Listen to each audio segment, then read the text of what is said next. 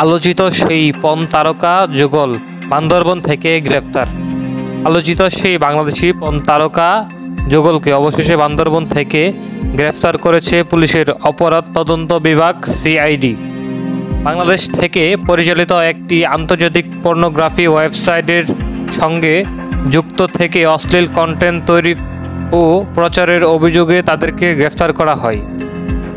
সোমবার 20 অক্টোবর সকালে গ্রেফতারের বিষয়টি নিশ্চিত করেছে সিআইডির বিশেষ পুলিশ সুপার মিডিয়া জসিমউদ্দিন খান।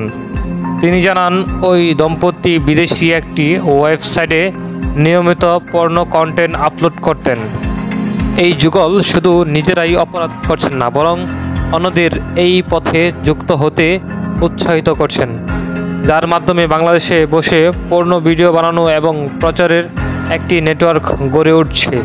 সম্প্রতি দ্য ডিসেন্ট নামের একটি গণমাধ্যমে এই যুগলের বিষয়ে সামনে আনে। তাদের পরিচালিত ওয়েবটি বিশ্বের জনপ্রিয় পর্ন ওয়েবসাইট এর মধ্যে শীর্ষস্থানে উঠে আসে। সিআইডির একটি টিম বান্দরবন থেকে তাদেরকে গ্রেফতার করেছে। তাদের বিষয়ে বিস্তারিত পরবর্তীতে জানানো হবে।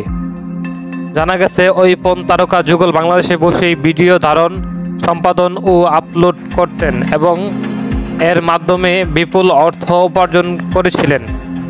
বাংলাদেশে পর্নোগ্রাফি নিয়ন্ত্রণ আইন 2012 অনুযায়ী পর্নোগ্রাফি উৎপাদন ও বিতরণ একটি ফৌজদারি অপরাধ।